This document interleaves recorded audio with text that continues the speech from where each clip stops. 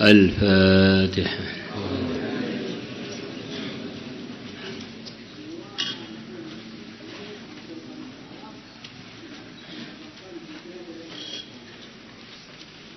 Bismillahirrahmanirrahim.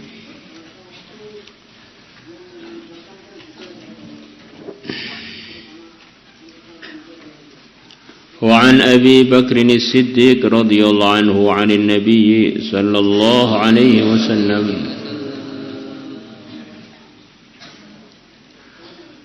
قال Nabi bersabda لا يدخل الجنة tidak masuk al-jannata surga bakhilun orang yang kikir. Gimana ini? Orang yang kikir gak masuk surga itu gimana? Padahal Nabi pernah ditanya dalam hadis yang lain, ya Rasulullah sallallahu alaihi wasallam, apakah ada orang iman yang pemarah? Ada. Apakah ada orang iman yang dia ini kikir? Ada. Apakah ada orang iman yang begini? Ada. Apakah ada orang iman yang pembohong? Enggak ada. Orang kok suka bohong itu tanda bahwa imannya memang belum nempel atau sangat lemah. Maka sabda Nabi di sini ini di antara maksudnya orang yang bakhil itu resikonya di antaranya jadi terkendala masuk surga dia. Terkendala itu artinya luas, bisa memang dia tidak masuk surga. Bisa dia hisabnya terlalu berat gara-gara kikir dia, akhirnya ke surganya terlambat. Karena amalan agama secara umum, perintah-perintah agama dan larangan-larangannya itu memerlukan pengorbanan. Dan orang yang kikir itu sudah terbiasa nggak mau korban. Maka disabdakan Nabi dalam hadis yang lain, orang yang bakhil itu jauh dari manusia, jauh dari Allah, dan jauh dari surga. Salat perlu pengorbanan, zakat perlu pengorbanan, sedekah perlu pengorbanan, berjuang perlu pengorbanan, tahajud perlu pengorbanan, mengikram orang lain perlu pengorbanan. Nah, orang kikir itu jadi terkendala semua. Nanti sekian banyak perintah agama jadi sangat berat atau bahkan dia tinggalkan. Maka layaklah untuk Nabi bersabda dari riwayatnya Abu Bakar barusan, tidak masuk surga orang yang kikir. Karena amalan-amalan yang memasukkan orang ke surga itu perlu pengorbanan. Yang orang kikir masa siap untuk korban itu? Kemungkinannya tidak siap. Wala khibun, dan juga tidak masuk surga orang yang suka menipu. Wala sayyi'ul malakati, dan juga tidak masuk surga orang yang buruk sifatnya. Malakah itu ada yang mengatakan sifat dalam, sifat yang enggak tampak. Dengki, hasad, suudzon pada orang Islam tanpa ada bukti dan sebagainya. Sifat-sifat dalam, tidak ada kaitan dengan sifat bentuk badan. Maksudnya sifat yang kaitan dengan ridhonya Allah. Dia tidak punya itu. Buruk sifatnya. Wa awwalu man, dan awal-awalnya orang yaqra'u yang dia mengetuk babal jannati, pintu surga. Maka sebagaimana keterangan kemarin, ini diantara artinya itu sebelum awal ada min awwaliman. Termasuk awal-awalnya orang yang akan mengetuk pintu surga. Al-mamlukuna adalah budak-budak yang dimiliki.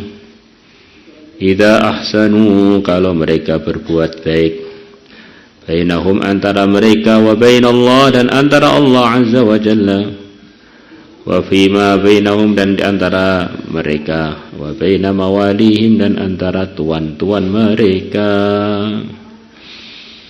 Ada juga yang memahami, ya hadis ini gak usah ditakdirkan min, ya pertama kali yang ngetuk pintu surga itu ya mereka.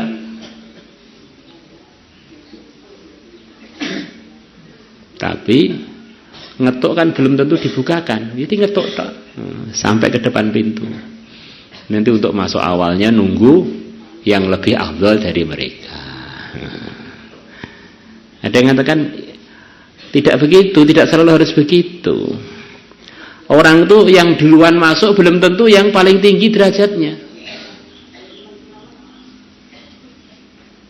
Sebagaimana dalam sekian banyak hadis Allah berfirman kepada para ulama ketika mereka mau masuk ke surga, carilah umat, jangan masuk surga sendirian, carilah mereka yang kamu kenal, kamu ajak bareng-bareng untuk masuk surga. Bahkan dalam riwayat yang lain, kamu yang kamu kenal dan yang enggak tahu kenal, asalkan itu orang iman, ajak masuk surga. Karena dia di dunia biasa bermanfaat untuk umat, maka masuk surga sendirian itu enggak sopan, enggak pantas. Suruh cari teman sebanyak-banyaknya baru bareng-bareng masuk surga. Yang akan masuk surga itu ya orang yang di dunia ini. Anggap saja surga itu kan makhluk, bisa kita bayangkan seperti ruangan yang begitu mewah. Sering yang presidennya atau pimpinan tertingginya itu masuknya justru belakangan. Yang masuk awal-awal tukang sapu, yang masuk awal-awal bagian ngepel, yang masuk awal-awal yang justru derajatnya jauh-jauh lebih rendah melebihi yang akan datang akhiran.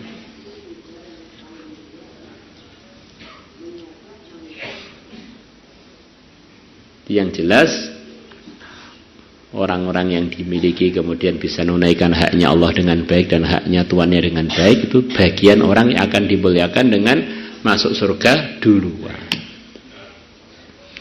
Seperti hadis yang cerita bahwa orang-orang miskin akan masuk surga lebih cepat melebihi orang kaya 500 tahun.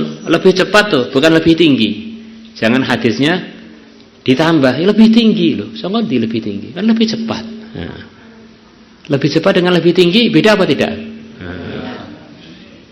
Ada orang satunya tinggi, satunya pendek, terus yang pendek lebih cepat. Apakah kata-kata orang ini lebih cepat dari yang lain terus kita artikan berarti lebih tinggi? Tidak. Ya lebih cepat. Ternyata di belakangnya ada orang-orang yang lebih tinggi. Tinggi ukurannya. La ilaha illallah. Maka mengartikan hadis itu harus diusahakan seteliti mungkin. Seperti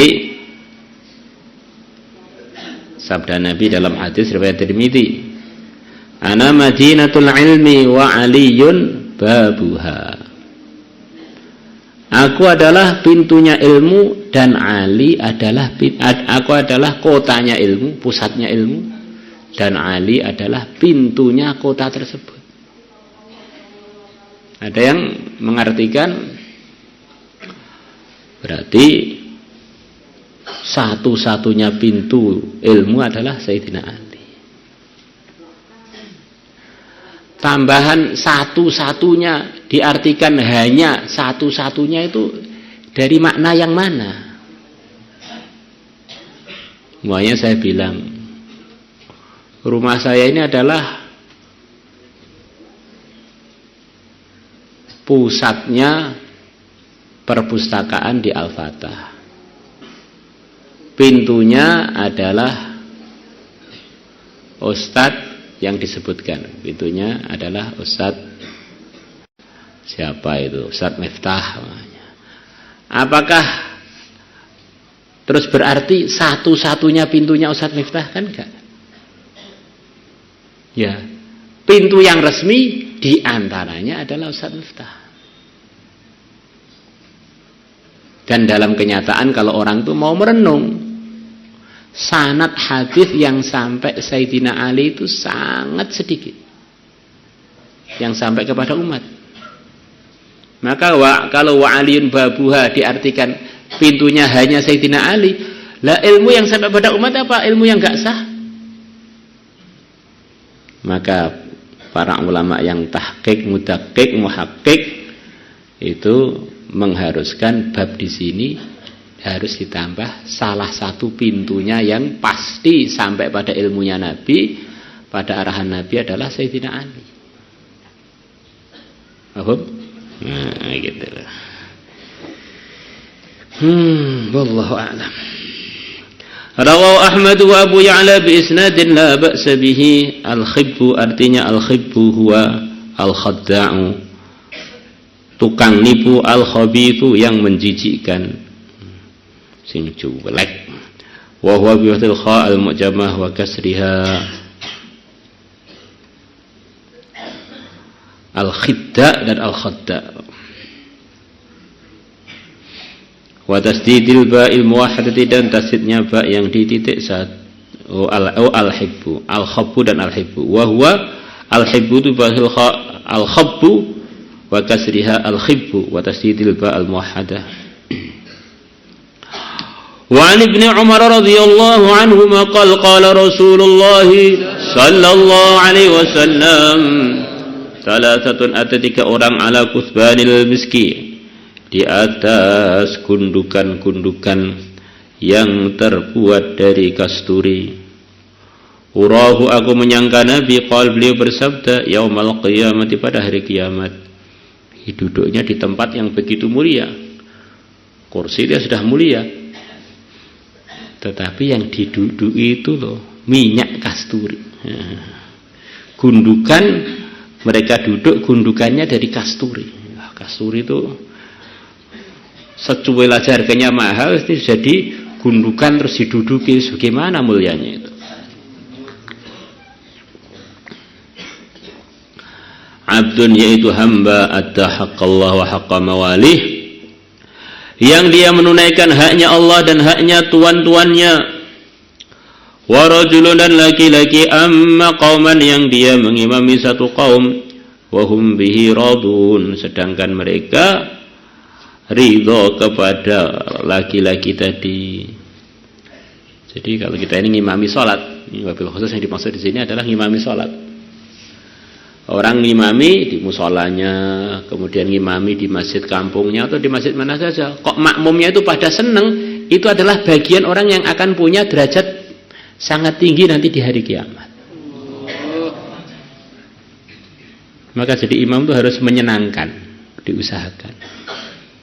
Tepat waktunya, benar gerakannya, menarik bacaannya, tampilannya juga diusahakan yang sesuai imam. Karena dia ini telah jadi pimpinan upacara, pimpinan menyembah Allah di waktu dia sholat itu, yang memimpin gerakannya, yang memimpin permulaannya, yang memimpin akhirannya. Amalan yang tertinggi yang akan ditanyakan pertama kali selepas iman.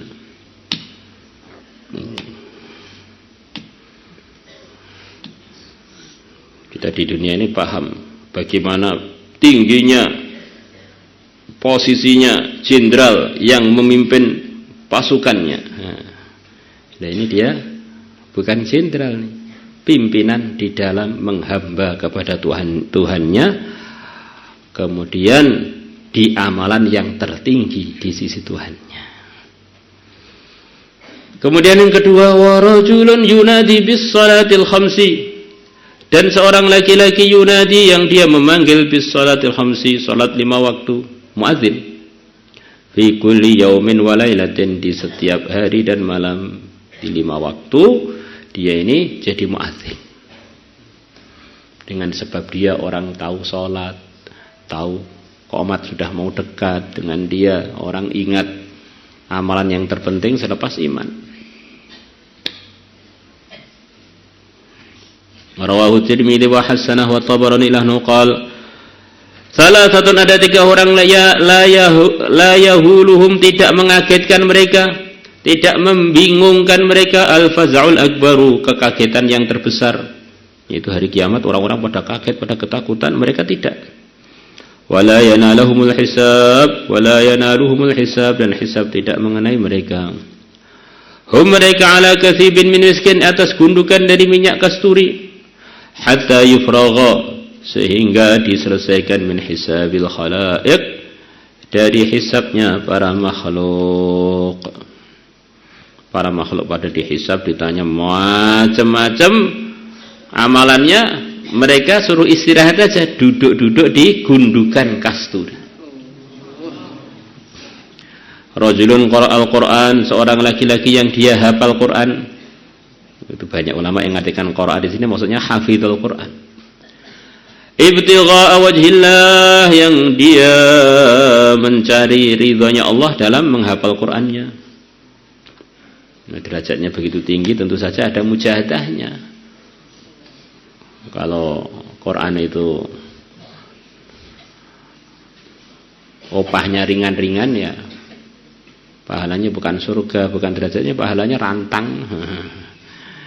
Nasi bungkus. Jadi ini yang beri pahala ini zat yang maha kuasa, yang menciptakan segalanya.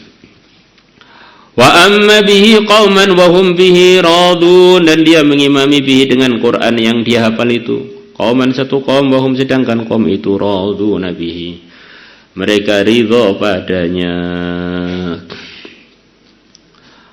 Wada'in, dan yang kedua adalah pengundang, muadzin, yad'u ila salawat, yang dia mengajak, yang dia mengundang ila salawati untuk menunaikan salat-salat 5 waktu.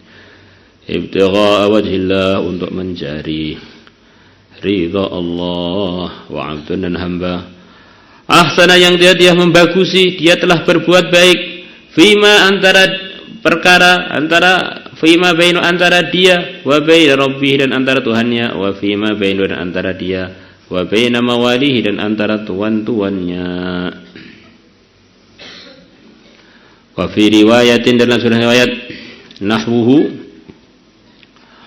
wa mamlukun, dan budak, lam yamna'hu, yang tidak menghalangi dia, rikud dunia, perbudakan di dunia, tidak menghalangi dia, min ta'atillah, min ta'ati rabbih, dari ketaatan kepada Tuhannya. Maulaya salli wa sallim daiman abada ala habibika khairil khalqi kullihim, minhuwal habibul ladzi turja syafa'atuhu li kulli hawlin minal ahwali muqtaribin ya rabbi bil mustafa balligh maqasidana ighfir lana ma madha ya wasi'al karami ya arhamar rahimin, ya arhamar rahimin, ya arhamar rahimin, farij 'alal muslimin, ya 'alimas sirri min alamatihi sitra anna wa afina wa'fu anna wa kullana haitsu kunna naruddu bikal a'da'a min kulli wijhatin wa bil ismi narmihi